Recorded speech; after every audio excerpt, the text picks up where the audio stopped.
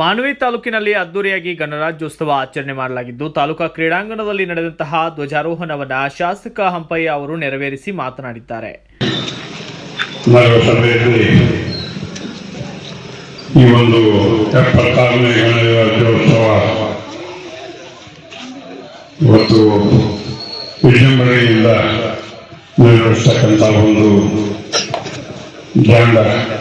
ಇದರಲ್ಲಿ ಇವತ್ತು ನಗರದ ಯಾವತ್ತು ನಮ್ಮ ಪ್ರಜೆಗಳು ಮತ್ತು ನಮ್ಮ ನಗರಸಭೆಯ ಅಧ್ಯಕ್ಷರು, ಉಪಾಧ್ಯಕ್ಷರು, ಸದಸ್ಯರು ಮತ್ತು ಶಾಸಕರನ್ನು ಒಳಗೊಂಡಂಥ ಈ ಒಂದು ಕಾರ್ಯಕ್ರಮ ಬಹಳ ಇವತ್ತು ವಿಜೃಂಭಣೆಯಿಂದ ನಡೆದಂತಹ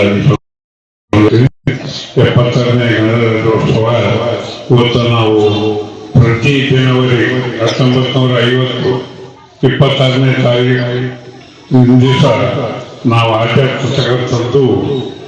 ನಮಗೆ ಇದು ನೆನಪಿನ ಗೋಸ್ಕರ ನಾವು ಇವತ್ತಿನ ಪ್ರತಿ ವರ್ಷ ಈ ಒಂದು ಸಂವಿಧಾನ ಅವತ್ತಿನ ದಿವಸ ನಾವು ತಗೊಂಡು ಒಂದು 4 ವರ್ಷವಾಗಿ ಇದು ಅವತ್ತಿನಿಂದ ಇವತ್ತು ಪ್ರಜಾಪ್ರಭುತ್ವ ಅಂತಕ್ಕಂಥ ಒಂದು ರೀತಿಯಲ್ಲಿ ಹೆಚ್ಚಿನ ರೀತಿಯಲ್ಲಿ ಹೆಮ್ಮೆ ಪಟ್ಟು ಭಾರತ ದೇಶದಲ್ಲಿ ನಾವು ಇವತ್ತು ಏನಪ್ಪ ಅಂತಂದರೆ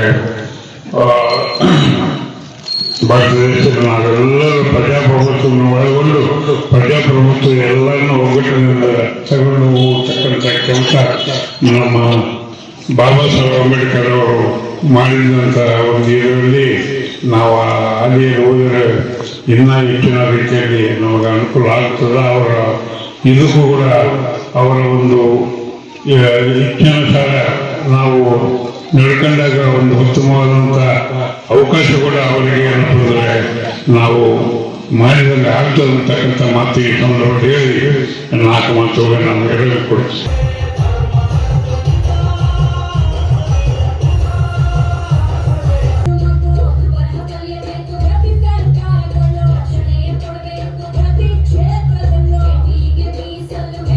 bureau report, BV5 News Kannada, Manvi. Thanks for watching. Read, discuss and debate with editor Dr. Yan Prashant Rao. Wanted reporters in print, digital and visual media for Bharat Vaibhav Daily Newspaper, BV News 5 Channel and BV Fast Web News from all the talukas of Karnataka, Goa and Maharashtra. If interested, send your resume to 9019229369.